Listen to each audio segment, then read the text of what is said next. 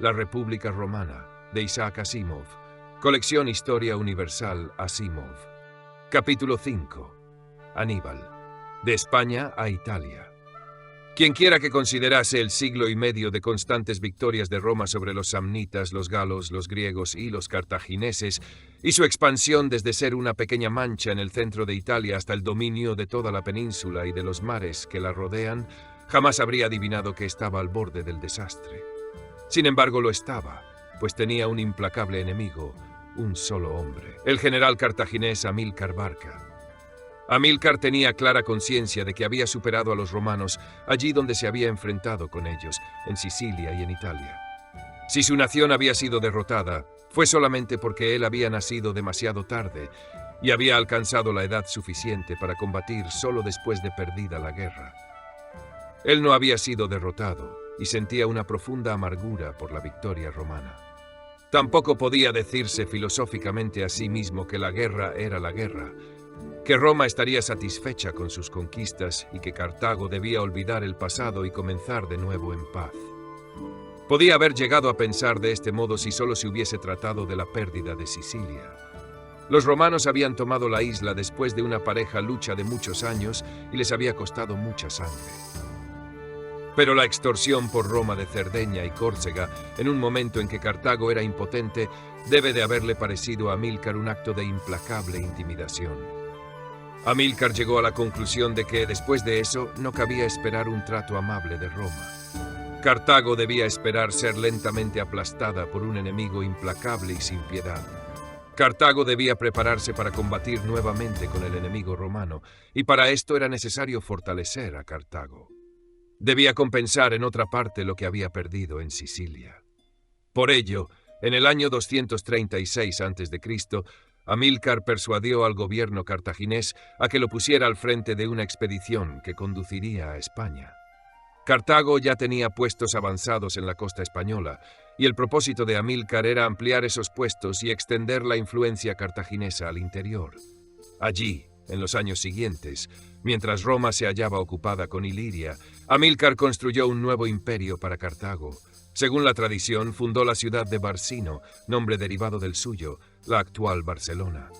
Murió en el año 228 a.C. combatiendo contra tribus nativas españolas. Su yerno Asdrúbal le sucedió y extendió la dominación cartaginesa sobre España aún más por medios pacíficos. Fundó una ciudad que fue llamada en latín Cartago Nova, que significa Nueva Cartago, la actual Cartagena. Por el tiempo en que los romanos dieron fin a sus luchas con los ilirios y los galos cisalpinos, se hallaron con la desagradable sorpresa de que Cartago era más fuerte que nunca. En un principio no les preocuparon las empresas cartaginesas en España.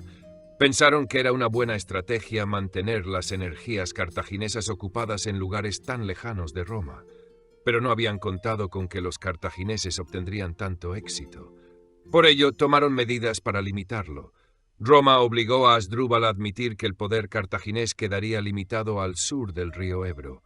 Además, debía respetarse la independencia de la ciudad griega de Sagunto, situada a unos 130 kilómetros al sur del Ebro. En el año 221 a.C., Asdrúbal fue asesinado. Pero si los romanos pensaron que esto pondría fin a los peligros provenientes de España, se equivocaron totalmente. Amílcar Barca había dejado un hijo, un joven llamado Aníbal, que tenía por entonces 26 años, edad suficiente para hacerse cargo del mando. Aníbal, nacido en el año 247 a.C., solo era un niño cuando su padre lo llevó a España después de hacerle jurar enemistad eterna hacia Roma. El muchacho recibió de su padre instrucciones en el arte de la guerra y, como se demostró luego, Amílcar Barca compartió con Filipo II de Macedonia, véase el Lacio y más allá de él en el capítulo 3, el destino de ser un padre notable que sería superado por un hijo más notable aún. Al morir Asdrúbal, Aníbal asumió el mando de las fuerzas cartaginesas en España y casi inmediatamente comenzó a poner en práctica sus vastos planes. Durante 2 años puso a prueba su ejército. Lo utilizó hábilmente para conquistar regiones de España que aún no eran cartaginesas. El ejército, al sentir la mano de un gran jefe, adquirió aún más confianza. Sagunto, a su vez, sintió aumentar su inquietud. Tenía buenas razones para sospechar que Aníbal preparaba la guerra, y sabía que sería el primer objetivo en su camino. Pidió ayuda a Roma, que de inmediato envió embajadores al campamento del joven Aníbal para advertirle que le esperaba el desastre si no se aquietaba, pero el general cartaginés no les prestó la menor atención. En el año 219 a.C., Aníbal irritó deliberadamente a Roma poniendo sitio a Sagunto y tomándola después de 8 meses. Los romanos enviaron otra embajada para protestar, pero Aníbal la trató con calculada sorna, advirtiéndoles que era mejor para ellos que abandonasen su campamento, pues no se responsabilizaba por su seguridad. De este modo Aníbal logró 2 cosas. Obligó a Roma a declarar la guerra, pues el insulto era demasiado grande para ser aceptado.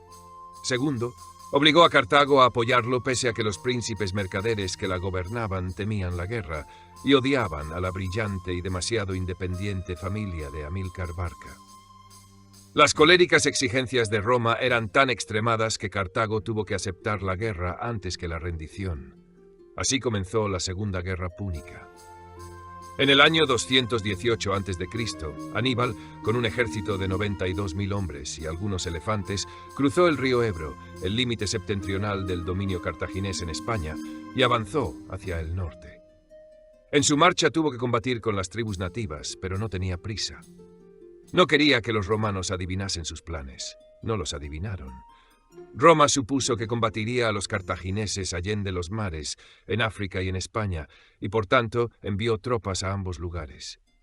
El ejército enviado a España estaba bajo el mando del cónsul Publio Cornelio Escipión. Había sido su padre quien había sofocado la última resistencia cartaginesa en Cerdeña y Córcega 15 años antes. Y ahora su hijo fue enviado para hacer frente al hijo de Amílcar Barca. Pero cuando Escipión y sus hombres abandonaron Italia por mar y navegaron hacia España, Aníbal los eludió. Él iba a invertir las cosas. Griegos y romanos habían llevado la guerra a las murallas de Cartago. Pues bien, él no iba a esperar al enemigo en España, sino que iba a llevar la guerra a los muros de Roma. Bordeó el tramo oriental de los Pirineos y luego avanzó rápidamente por el sur de la Galia. En el Ródano, tribus hostiles trataron de impedirle el paso, pero Aníbal envió unos barcos en una fingida maniobra. Atravesó el río más arriba mientras las tribus se concentraban en los barcos y cayó sobre ellos por la retaguardia. Las derrotó completamente y luego avanzó directamente hacia los Alpes. Ciertamente, los romanos no esperaban ningún peligro desde el norte, pues los Alpes eran una muralla protectora que pocos hombres osaban atravesar. Pero Aníbal lo hizo. Logró llevar su ejército a través de los Alpes y hasta algunos de sus elefantes en una de las grandes hazañas militares de la historia. Cuando Escipión desembarcó en España, debe de haberse sentido un tonto de remate, pues su enemigo se había marchado. Lo persiguió con toda prisa, pero en el momento en que llegó al Ródano, Aníbal ya lo había cruzado. Escipión no trató de cruzar los Alpes tras la huella del sorprendente cartaginés, sino que volvió a Italia por mar, con la esperanza de hacerle frente en la Galia Cisalpina, del otro lado de los Alpes, si es que Aníbal no se perdía en los escarpados pasos cubiertos de nieve de esas empinadas montañas. Aníbal logró su propósito. Perdió gran número de hombres en los combates contra tribus hostiles y la mayor parte de sus elefantes en las temibles pendientes de los Alpes durante el otoño. Llegó a Italia con menos de un tercio de los hombres con que había partido de España 5 meses antes. Pero eran las tropas mejores, convertidas por la adversidad en una magnífica fuerza militar que luchaban bajo el mando de un hombre al que amaban, un hombre que pronto iba a ser considerado como uno de los más grandes generales de todos los tiempos: los desastres romanos. En 218 a.C., el desconcertado y humillado Escipión halló un ejército enemigo de 26.000 hombres, audazmente acampado en la Galia Cisalpina, y se dirigió al norte, lleno de furia. Los ejércitos se encontraron por vez primera en el río Tesino, corriente que desemboca en el Po desde el norte. Allí las caballerías enemigas sostuvieron una breve escaramuza y los romanos fueron derrotados. El mismo Escipión fue herido y, según la tradición, habría sido muerto si su hijo de 19 años y tocayo suyo no se hubiese lanzado a su rescate. Más adelante volveremos a hablar del hijo de Escipión. Escipión y su ejército lograron retirarse del otro lado del Po y se replegaron al este del río Trebia, corriente que desemboca en el Po desde el sur. Allí esperó la llegada del ejército del otro cónsul, Tiberio Sempronio Longo, mientras permanecía cautelosamente frente a Aníbal. El río los dividía, romanos al este y los cartagineses al oeste. Aníbal quería presentar batalla. Tenía un miedo terrible de que los romanos se retirasen y conservasen intacto su ejército, mientras que si combatían, confiaba en destruirlos.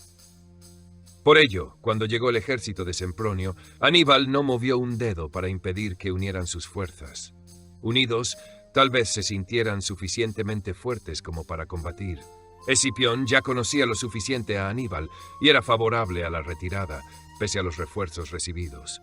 Pero Sempronio, que nunca se había enfrentado con Aníbal, estaba totalmente decidido a luchar y no quiso considerar ni por un momento ninguna cobarde sugerencia de retirarse. La intención de Aníbal era hacer que los romanos cruzasen el río, si podía lograrlo. Para ello, envió un destacamento de caballería al lado romano. Los romanos los atacaron y después de una breve resistencia, los cartagineses huyeron. Los romanos los persiguieron de cerca, y su infantería, que pronto se olió la victoria, se lanzó al río detrás de ellos. Era invierno y el agua estaba helada. Los romanos emergieron del otro lado, empapados y congelados, y cuando la caballería en huida se hizo a un lado, los romanos se encontraron con todo el ejército cartaginés que los estaba esperando, preparado para el combate, y además fresco y seco. Las legiones romanas lucharon bravamente y se abrieron paso por las líneas de Aníbal, pero la caballería cartaginesa, reforzada, dio media vuelta y con la ayuda de los elefantes se lanzó velozmente sobre la caballería romana y la derrotó. Luego, el hermano menor de Aníbal, Magón, a quien Aníbal había ocultado con 2000 hombres, cargó en el momento decisivo y atacó a los romanos por la retaguardia. Combatiendo denodadamente, parte del ejército romano consiguió librarse, pero solo a costa de las más grandes pérdidas. Los romanos conservaron guarniciones en 2 ciudades fortificadas a orillas del Po, pero por lo demás tuvieron que abandonar toda la Galia cisalpina, que habían conquistado solo 4 años antes.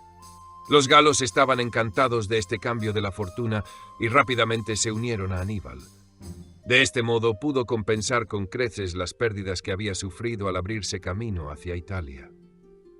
Escipión, que había sido incapaz de detener a Aníbal, fue enviado de vuelta a España para ver qué podía hacer en la retaguardia de Aníbal, mientras otros generales se preparaban para hacer frente al terrible cartaginés. Si antes los romanos estaban encolerizados, ahora estaban fuera de sí. Aníbal avanzó hacia el sur y tenía que ser detenido. Para detenerlo y destruirlo se envió un nuevo ejército bajo el mando de Flaminio, el conquistador de la Galia cisalpina. Flaminio no tuvo que ir lejos para encontrar a Aníbal. El cartaginés había avanzado por el norte de Etruria, con todo desprecio por el poderío romano, y luego, en la primavera de 217 a.C., marchó hacia el este, pasando por el lago Trasimeno. En el curso de esta marcha, Aníbal perdió la vista de un ojo, pero con el ojo que le quedaba podía ver mejor, como se demostró que muchos generales romanos con los 2. Flaminio lo persiguió furiosamente, pero para desgracia de Roma, todavía era un general poco capaz. Estaba tan ansioso de enfrentarse y destruir al cartaginés que perdió toda cautela y no dedicó el tiempo necesario para enviar patrullas de reconocimiento.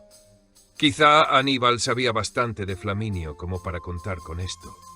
En el lago Trasimeno, Aníbal observó un estrecho camino que bordeaba el lago y estaba limitado del otro lado por las colinas. Colocó todo su ejército detrás de las colinas y esperó. El ejército romano apareció en la mañana, serpenteando por el estrecho camino, y una ligera bruma contribuía a mantenerlos en la ignorancia de que lo esperaba el enemigo. Cuando los romanos estuvieron totalmente extendidos en una prolongada y estrecha línea a lo largo de todo el camino, los cartagineses cayeron sobre ellos y sencillamente hicieron una matanza. Los romanos casi no tuvieron la posibilidad de defenderse y perdieron 10 hombres por cada soldado de Aníbal. El ejército fue exterminado y Flaminio con él. Para horror de los romanos, el segundo ejército enviado contra Aníbal, aunque mayor que el primero, sufrió una derrota aún mayor. Los romanos ya no estaban furiosos, estaban aterrorizados. Desde el saqueo de Roma por los galos 2 siglos antes, nunca se habían hallado en tal peligro. Aníbal parecía un mago contra el cual no podía ningún enemigo. Los romanos nombraron un dictador, Quinto Fabio Máximo, nieto y tocayo del general que había derrotado a los galos casi 80 años antes. Fabio no hizo ningún intento de marchar sobre Aníbal. Juzgaba que su tarea consistía en mantener intacto su ejército y esperar pacientemente una oportunidad. Aníbal podía entonces haber marchado directamente sobre Roma, pero sabía que no debía hacerlo. Podía derrotar en el campo de batalla a generales romanos incautos, pero su ejército aún era pequeño y estaba lejos de su patria. Pensó que no podía sostener un asedio formal contra Roma, no sin ayuda. Esperaba obtener esta ayuda de los aliados italianos de Roma. Fue esta esperanza la que le llevó primero al este y luego al sur. Eludiendo Roma, avanzó por el territorio de las tribus, particularmente las del Samnio, a las que esperaba levantar contra Roma. Para estimularlas a ello, liberó sin rescate a todos los prisioneros italianos. Más tarde, esperaba, con toda Italia de su lado, y Roma sin amigos y sola, podría atacarla y aplastarla. Pero a este respecto, la estrategia de Aníbal fracasó. La maquinaria militar romana podía fallar, pero el dominio había sido construido sobre bases políticas, más que la potencia bélica. Las ciudades italianas apreciaban la prosperidad y el gobierno eficiente que había creado la dominación romana. Tal vez suspiraran por la independencia, pero sabían que si se alineaban con Aníbal, no obtendrían la independencia, sino que caerían bajo la dominación cartaginesa, y seguramente esta sería mucho peor que la romana. Además, Fabio, el dictador, adoptó justamente el curso de acción que menos favorecía a Aníbal. En vez de arriesgarse a una batalla campal, marchó y contramarchó siguiendo los flancos de Aníbal, aislando grupos de cartagineses, mordisqueando en un lado y pellizcando en otro. Pero siempre evitaba una lucha abierta, por mucho que Aníbal lo incitase a ella. A causa de esta política, Fabio se ganó el apodo de Cunctator, o el que dilata. Hasta hoy se habla de una política fabiana para significar una táctica de dilación y paciencia, evitando una vigorosa lucha directa. Mediante esta táctica, Fabio desgastó lentamente al ejército de Aníbal, pero a medida que pasaron los meses, los romanos se sintieron cada vez menos satisfechos con esta manera de actuar. Parecía innoble y por debajo de la dignidad romana. Cuando los romanos tuvieron tiempo de recuperarse de la conmoción que les produjeron las dos derrotas sucesivas, les pareció que Aníbal no era tan temible a fin de cuentas. Todo lo que se necesitaba, pensaban muchos de ellos, era firmeza y un ataque resuelto. Les parecía que Fabio Cunctator no era más que un cobarde, indigno del nombre de romano. Uno de los más agresivos críticos de la política de Fabio, Cayo Terencio Varrón, fue elegido cónsul en 216 a.C., 537 años de la fundación de Roma, y junto con él, un hombre más cauteloso, Lucio Emilio Paulo. Fabio fue llamado para que regresara y se confió a los dos cónsules la tarea de buscar a Aníbal y combatir con él. Lo encontraron en Canas, cerca del mar Adriático y a cerca de 320 kilómetros al sudeste de Roma. Aníbal había atravesado toda Italia en el año y medio transcurrido desde que cruzó los Alpes. Los cónsules se dividieron el mando, dirigiendo el ejército en días alternos. Cuando le tocó el turno a Varrón, no pudo esperar para combatir.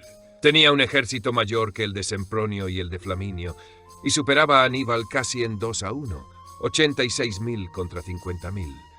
Consideraba imposible que los romanos perdiesen una batalla en la que tenían tal superioridad. Aníbal, pese a su desventaja en el número de soldados, parecía dispuesto a complacer a Varrón y le ofreció la batalla que éste quería. La infantería cartaginesa avanzó en semicírculo y cuando los romanos atacaron, retrocedió lentamente. La línea cartaginesa se hizo recta a medida que se replegaba y luego empezó a combarse hacia atrás. Pero mientras tanto, los extremos de las líneas cartaginesas no se movieron. Los romanos que avanzaban no parecían preocuparse de los extremos de la línea. El centro cartaginés parecía derrumbarse. Un empujón más y la línea cartaginesa se rompería y la batalla habría terminado. En su impaciencia por atacar, los romanos penetraron en el interior de un despliegue cartaginés en forma de U. Fueron forzados a cerrar filas de tal modo que apenas tenían espacio para blandir sus espadas, por lo que su misma superioridad numérica redundó en su desventaja. A una señal de Aníbal, los extremos de la línea cartaginesa se cerraron, y la caballería cartaginesa, que había quitado de en medio a la caballería romana, cayó sobre la retaguardia de los romanos. El ejército romano estaba como en un saco, y Aníbal sencillamente ató el lazo y dejó que los soldados romanos muriesen. Murieron por decenas de miles, y el cónsul Paulo con ellos. Muy pocos escaparon. Varrón fue uno de los que escapó, pero se suicidó antes que volver a Roma y enfrentarse con sus conciudadanos. Fue la mayor derrota que sufrió Roma en la época de su grandeza. Los romanos habían enviado un tercer ejército, más poderoso que los dos primeros, y habían sufrido una tercera derrota, peor que las dos anteriores. En verdad, Canas siempre ha sido considerada la clásica batalla de aniquilamiento, y quizá nunca se dio un ejemplo similar de un ejército débil que barre completamente a otro más poderoso solamente por el genio de su general. Sin duda, ha habido otros generales que han derrotado enormes ejércitos con fuerzas pequeñas. Alejandro Magno derrotó enormes ejércitos persas y Robert Clive derrotó enormes ejércitos indios, cada uno de ellos con fuerzas relativamente pequeñas. Pero esos enormes ejércitos estaban mal dirigidos y mal organizados, mientras que los pequeños ejércitos de Alejandro y Clive estaban mejor armados y mejor conducidos.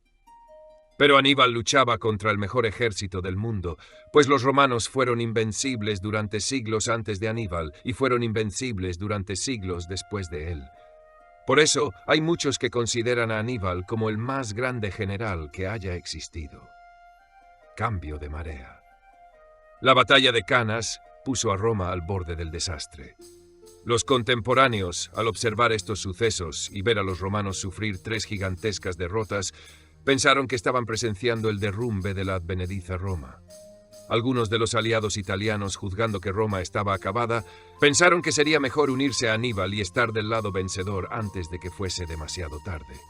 Capua fue una de las ciudades más importantes que abrieron sus puertas a los cartagineses. En el exterior, algunos aliados de Roma desertaron. El más notable de ellos fue Siracusa. En Sicilia, Hierón II de Siracusa moría por la época de la batalla de Canas. Su nieto Hierónimo le sucedió en el trono y decidió cambiar de partido. Si los romanos eran obligados a hacer la paz, ciertamente tendrían que ceder Sicilia a Cartago, y los cartagineses serían implacables con una Siracusa que hubiese estado del lado romano. Hizo lo único que pensó podía hacer, unirse a Cartago para asegurarse un buen tratamiento posteriormente. Otro golpe para Roma fue que Macedonia selló una alianza con Aníbal. Hacia donde mirase, Roma veía hostilidad frente a ella. Ante un mundo hostil, Roma dio un ejemplo de firmeza como raramente se vio antes o después. No quiso oír hablar de paz, no quiso escuchar los consejos de la desesperación, hasta prohibió toda señal pública de duelo por los miles de muertos de Canas. Ceñudamente, pese a sus 3 derrotas y a sus 100.000 muertos, comenzó a construir un nuevo ejército y a planear acciones enérgicas, aun en esa hora de desastre, contra todo enemigo. Nunca, en ninguna de sus victorias, antes o después, se mostró Roma tan admirable como en el momento del desastre. Comprendió que Aníbal, aunque invencible en el campo de batalla, con el tiempo debía desgastarse si Roma lograba impedir que le llegasen refuerzos. Por esta razón, no hizo ningún nuevo intento de combatir a los cartagineses en Italia, pero redobló sus esfuerzos para combatirlos fuera de Italia.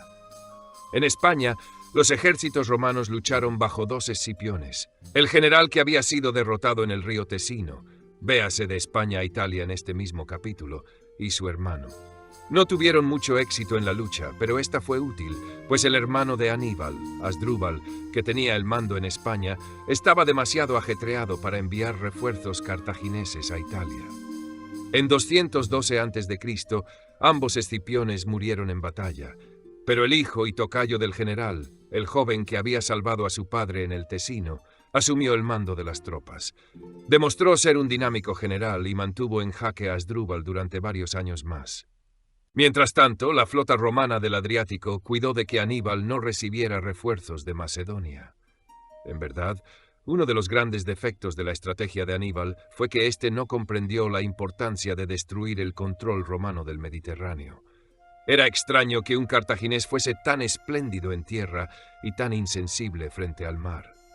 Roma hasta envió un ejército a Macedonia para asegurarse de que los macedonios estuviesen atareados en su país. Luego le llegó el turno a Siracusa. Inmediatamente después de Cannae, los romanos eligieron cónsul a Marco Claudio Marcelo. Este había sido uno de los principales artífices de la derrota de los galos cisalpinos, pocos años antes de que Aníbal penetrase en Italia. Luego se había hecho muy popular entre los romanos al lograr rechazar a las fuerzas de Aníbal que trataron de capturar la ciudad de Nola, cerca de Nápoles, poco después de Cannae. Para Aníbal no fue un fracaso muy importante, pero cualquier victoria sobre los cartagineses, por insignificante que fuese, era causa de regocijo entre los romanos. Marcelo marchó a Sicilia, derrotó a un ejército cartaginés invasor y puso sitio a Siracusa. Las cosas no marcharon muy bien. Muchos de los soldados siracusanos habían servido antaño en las legiones romanas y sabían que si eran capturados serían azotados y luego ejecutados como traidores, por lo que lucharon desesperadamente. Además, era ciudadano de Siracusa un científico llamado Arquímedes. A la sazón tenía más de 70 años, pero fue el más grande científico e ingeniero del mundo antiguo. Arquímedes se puso a construir máquinas de diversos tipos, catapultas para arrojar proyectiles, piedras o líquidos en combustión contra los barcos romanos. Se decía que había inventado grúas que levantaban los barcos y los volcaban, y lentes que concentraban la luz solar y los incendiaban. Sin duda, estas historias del enfrentamiento de un hombre contra un ejército, del cerebro griego frente al músculo romano, fueron exageradas en generaciones posteriores, sobre todo por los historiadores griegos. Sin embargo, Marcelo tuvo que mantenerse apartado de Siracusa y someter a la ciudad a un asedio distante durante 2 años. Mientras tanto, los cartagineses se apoderaron de una serie de ciudades sicilianas. Finalmente, en parte por traición, en parte por negligencia, una parte de la muralla quedó sin vigilancia durante una fiesta nocturna. Las tropas romanas pudieron entrar en la ciudad en 212 a.C. Dio comienzo el habitual saqueo, en el que las tropas victoriosas se entregaron al pillaje, incendiando y matando. Marcelo dio órdenes estrictas de que Arquímedes fuese tomado vivo, pues tenía suficiente caballerosidad como para respetar a un enemigo digno. Pero Arquímedes, sin parar mientes en el saqueo que se estaba llevando a cabo a su alrededor, estaba trazando figuras en la arena, tratando de resolver un problema geométrico, al menos así cuenta la tradición. Un soldado romano le ordenó que fuese con él, a lo que el científico griego respondió imperiosamente: «No destruyas mis círculos», tras lo cual el soldado le mató. Marcelo, afligido por esto, dio a Arquímedes un honroso funeral y tomó medidas para que su familia estuviese a salvo. Luego se dedicó a limpiar Sicilia de cartagineses. Y mientras tanto, ¿qué ocurría en Italia y con Aníbal? Los romanos finalmente aprendieron la lección. No libraron más batallas en Italia contra los cartagineses. La política de Fabio fue adoptada durante 13 años y Aníbal fue acosado en todas partes. Lo hostigaban, le ponían obstáculos y lo atacaban por sorpresa. Pero siempre que Aníbal se volvía para combatir, los romanos se retiraban rápidamente. No era una acción muy garbosa y noble, pero dio resultado. Poco a poco, Aníbal fue desgastándose. Muchos dicen que Aníbal perdió su oportunidad al no marchar sobre Roma y atacarla inmediatamente después de Cannae. Pero Aníbal estaba allí y ciertamente fue uno de los más capaces, osados e intrépidos generales que hayan existido. Si él pensó que no era el momento de atacar a Roma, probablemente tenía razón. A fin de cuentas, Roma aún era fuerte y la mayor parte de Italia no había roto con ella. Las tropas iniciales de Aníbal habrían obrado milagros, pero la mayoría de los viejos veteranos habían muerto, y para las batallas futuras Aníbal tenía que depender de mercenarios o desertores romanos. Después de 2 años de proezas enormes, bien puede haber pensado que merecía un reposo, por lo que después de Cannae invernó en Capua. Se dice que las comodidades y el lujo de Capua debilitó a los endurecidos veteranos de Aníbal y los echó a perder. Pero esto probablemente no sea más que un desatino romántico. Su ejército era lo suficientemente bueno como para permanecer invicto durante 13 años, y si no ganó nuevas grandes victorias, fue solo porque los romanos prudentemente rehusaban brindarle la oportunidad de hacerlo. En 212 a.C., Aníbal marchó al sur, a Tarento, y con ayuda de los mismos tarentinos, tomó la ciudad y asedió a la guarnición romana en la ciudadela. Los romanos aprovecharon la oportunidad para poner sitio a Capua, con la que estaban particularmente furiosos por su rápida rendición a Aníbal después de Cannae. Aníbal tuvo que elegir entre acabar su faena en Tarento o volver en socorro de Capua. Se abalanzó hacia Capua y los romanos se esfumaron ante su aproximación. Cuando volvió a Tarento, los romanos reaparecieron en Capua. Era muy frustrante para Aníbal y en 211 a.C. decidió efectuar una suprema demostración. Haría como si estuviese por atacar a la misma Roma. Así lo hizo y llegó hasta el borde mismo de la ciudad. Según la tradición, arrojó una lanza sobre ella. Pero los romanos no se inmutaron, sino que se dispusieron a soportar un asedio. Ni siquiera llamaron a sus tropas de Capua. Además, llegó a oídos de Aníbal que el terreno sobre el que había acampado su ejército había sido puesto en venta y comprado por un romano en todo su valor. Así, parecía inconmovible la confianza en que la tierra seguiría siendo romana, pese a todo lo que Aníbal pudiera hacer. Aníbal se vio obligado a retirarse, y esta fue una gran victoria moral para Roma. Su firmeza impresionó a todos aquellos que creían que la ciudad se desplomaría ante los golpes de Aníbal. Una serie de victorias romanas en diferentes teatros de la guerra reforzó esa impresión. En 211 a.C., poco después del infructuoso ataque de Aníbal contra Roma, los romanos retomaron Capua y se vengaron terriblemente de los líderes y la población de esta ciudad. En 210 a.C. tomaron Agrigento en Sicilia y barrieron allí el poder cartaginés.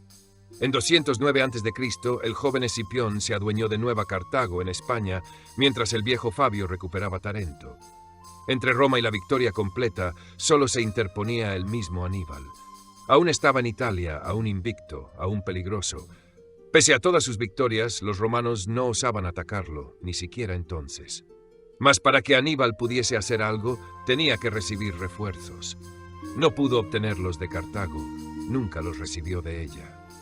Los líderes cartagineses sentían muchos recelos contra Aníbal, pues temían, como ocurre a menudo con los gobiernos, y a veces con razón, que un general de tanto éxito constituyese un peligro tan grande como un enemigo victorioso. Por ello, Cartago se abstuvo de ayudarlo y trató de ganar la guerra combatiendo en otras partes fuera de Italia, dejando a Aníbal solo su genio. Aníbal tuvo que apelar a España, donde estaba al mando su hermano Asdrúbal. En respuesta a la creciente desesperación de Aníbal, en 208 a.C., Asdrúbal decidió repetir la hazaña que había llevado a cabo su hermano 10 años antes. Eludió a los romanos, atravesó España y la Galia, trepó por los Alpes y descendió sobre Italia con un nuevo ejército. Era tiempo, pues Aníbal, pese a sus heroicos esfuerzos, perdía terreno constantemente.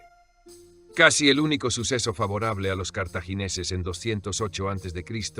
fue la muerte de Marcelo en una pequeña escaramuza. Aníbal, que estaba en el sur de Italia, debía ahora unir sus fuerzas con las de su hermano, que estaba en el norte, y los romanos debían impedir que ello sucediera. Un ejército romano permaneció en el norte para seguir los pasos de Asdrúbal, mientras otro estuvo rondando a Aníbal. Los ejércitos romanos no osaron unirse para atacar a Aníbal en ninguna circunstancia. Tampoco osaron unirse para atacar a Asdrúbal, por temor de que Aníbal, al no estar vigilado, se reuniese con su hermano antes de terminar la batalla. Entonces se produjo un gran cambio en el curso de la guerra. Asdrúbal envió mensajes a Aníbal, en los que fijaba un plan de marcha y un punto de reunión. Por una serie de accidentes, los mensajeros fueron capturados y los mensajes cayeron en manos de los romanos. El general que vigilaba a Aníbal sabía exactamente por dónde iba a marchar Asdrúbal, y Aníbal no lo sabía. En esas circunstancias, el general romano Cayo Claudio Nerón, un hombre capaz que había servido bajo las órdenes de Marcelo, pensó que estaba justificado desobedecer las órdenes. Abandonó la vigilancia de Aníbal y marchó apresuradamente hacia el norte. El ejército romano unido enfrentó a las fuerzas de Asdrúbal a orillas del río Metauro, a unos 190 kilómetros al noreste de Roma, cerca del Adriático. Asdrúbal trató de retirarse, pero no pudo hallar un vado por donde atravesar el río y perdió tiempo en la búsqueda. Cuando finalmente halló uno, era demasiado tarde.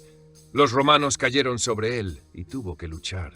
Los cartagineses combatieron heroicamente, pero Aníbal no estaba allí, y los romanos obtuvieron una completa victoria.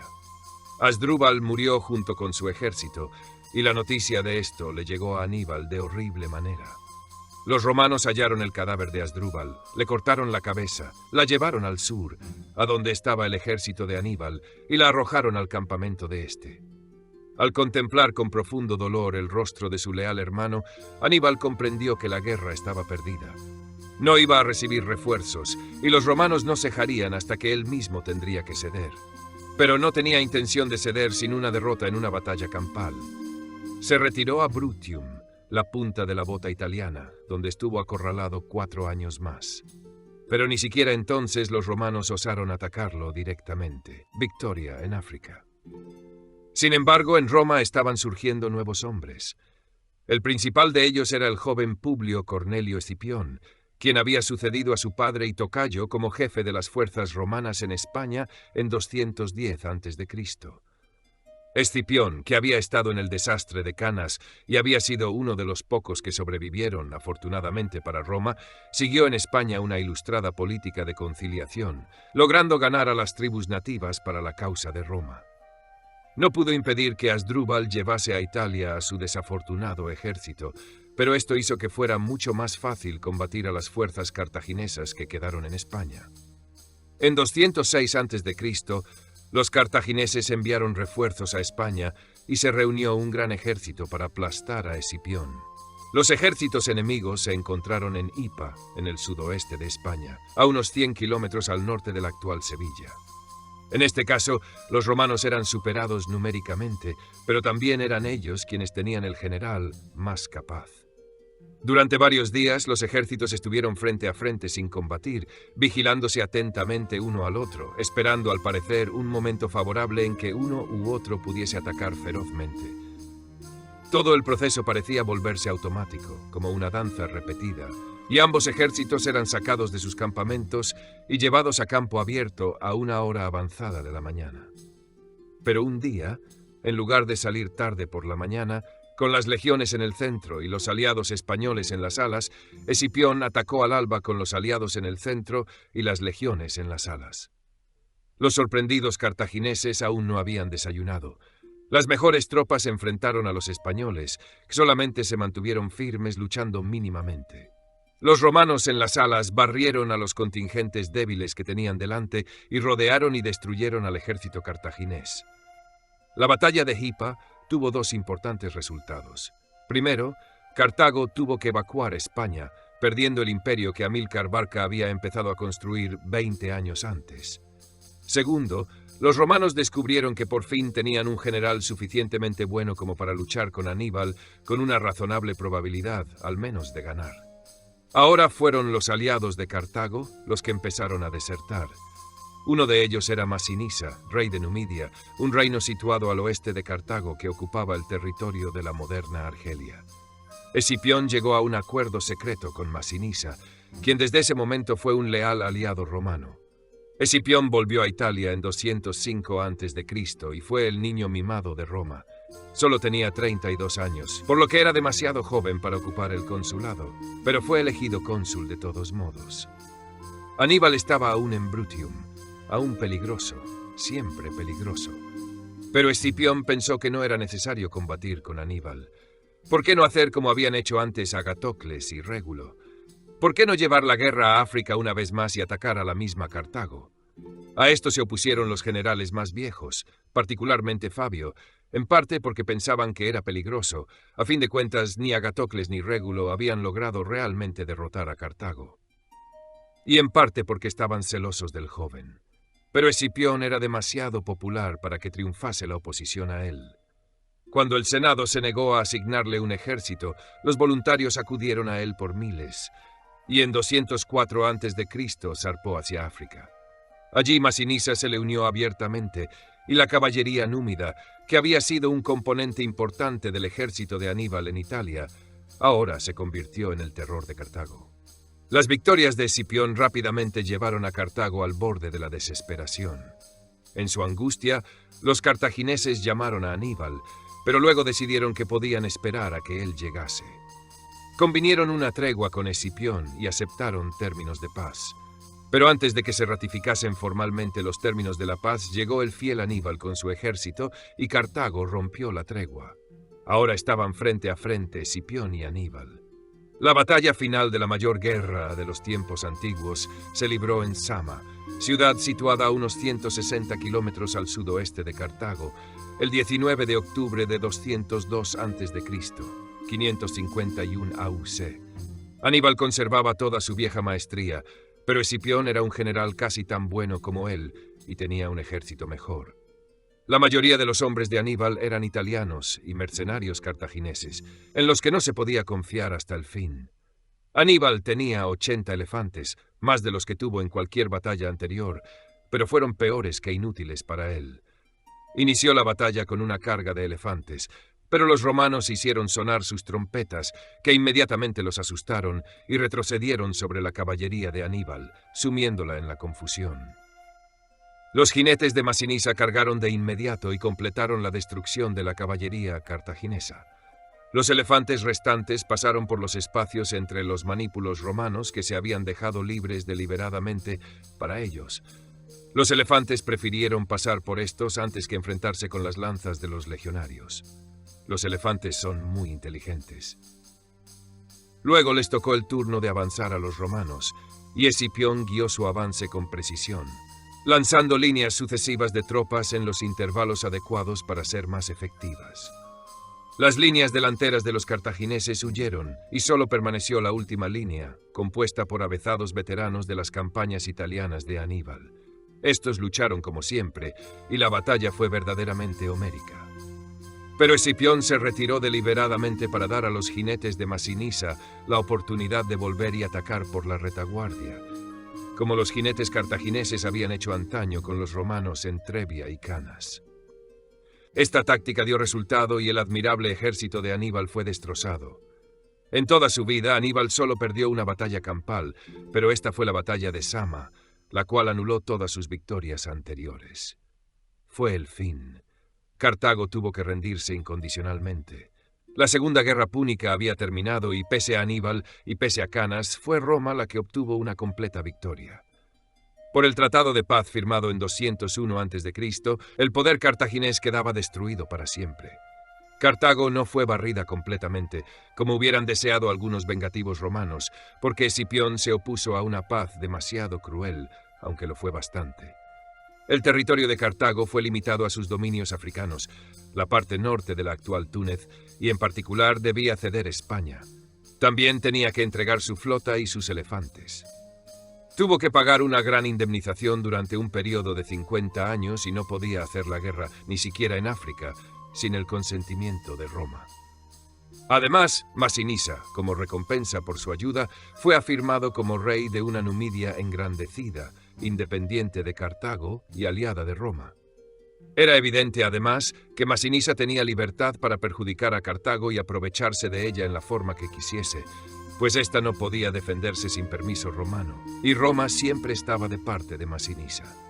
Durante 50 años después de Zama, el longevo Masinisa hizo de la vida un infierno para Cartago. La que había sido reina de las ciudades de África tuvo que soportar amargos sufrimientos por la humillación que el gran Aníbal había infligido a Roma. En lo que respecta a Aníbal, después de escapar con vida de Sama, obligó a la renuente Cartago a hacer la paz. Sabía que Cartago ya no podía luchar y que toda descabellada resistencia terminaría en la destrucción completa de la ciudad y la muerte o la esclavitud de todos sus habitantes. Aníbal fue puesto a la cabeza del gobierno y puso toda su capacidad en las tareas de la paz. Reorganizó las finanzas cartaginesas, aumentó la eficiencia y su administración fue tan buena que pronto la ciudad sintió el pulso de la prosperidad recuperada. Hasta pudo pagar la indemnización que le impuso Roma con sorprendente rapidez. Los romanos contemplaban esto con la mayor hostilidad. No habían olvidado a Aníbal, ni jamás lo olvidarían. En 1996 a.C. fue enviada una misión a Cartago para acusar a Aníbal de planear una nueva guerra y exigir que les fuese entregado. Pero Aníbal escapó a los reinos helenísticos del este y permaneció en el exilio por el resto de su vida. Nunca cejó en su odio hacia Roma, pero ya nunca más pudo hacer nada contra ella. Escipión retornó a Roma como el más grande de sus héroes, su liberador de Aníbal. Se le dio el nombre de africano, y hoy es más conocido como Escipión el Africano. Pero el Senado no pudo perdonar a Escipión su juventud y su brillantez, y el orgullo de Escipión y la elevada opinión que tenía de su propia capacidad ofendían a muchos. En lo sucesivo, nunca pudo desempeñar un papel importante en el gobierno romano. Roma ganó una cantidad considerable de nuevos territorios. La provincia de Sicilia ahora incluía a toda la isla, pues los dominios de Siracusa formaban parte de ella. También heredó los dominios cartagineses en España. En 1997 a.C. formó con ellos dos provincias: Hispania Citerior, España Interior, e Hispania Ulterior, España Exterior. Pero estas dos provincias solo incluían la parte meridional de la península ibérica. La parte septentrional siguió en manos de las tribus nativas y solo casi 2 siglos más tarde llegó a ser completamente sometida por los romanos. La existencia de España como primera provincia distante de Roma impuso ciertos cambios importantes en la política romana. Fue menester enviar gobernadores por periodos mayores que un año, por lo que los líderes provinciales se sintieron cada vez más independientes del gobierno central. Además, era poco práctico enviar ejércitos a las provincias y llevarlos de vuelta con suficiente rapidez como para permitir arar y cosechar las granjas. En cambio, fue necesario apostar en las provincias un ejército permanente, es decir, un ejército de soldados profesionales que dedicaban todo su tiempo a labores militares y ninguno a la agricultura. Así, los ejércitos se hicieron leales a sus jefes más que a la Roma distante. Pero durante 100 años el poder y la influencia de la tradición romana mantuvo a raya a los militares. Más tarde iba a producirse el desastre. También Italia sufrió muchos cambios. Las regiones que habían ayudado a Aníbal perdieron privilegios. La Galia cisalpina fue poblada de colonos latinos y la población gala fue lentamente absorbida por el modo de vida romano. Los colonos latinos también llenaron el lejano sur, y las ciudades griegas quedaron tan debilitadas que nunca volvieron a tener importancia política. Etruria siguió decayendo y fue también cada vez más absorbida por el romanismo. Ahora Roma estaba lista para dar el salto final al poder universal. Solo quedaban en su camino las monarquías helenísticas.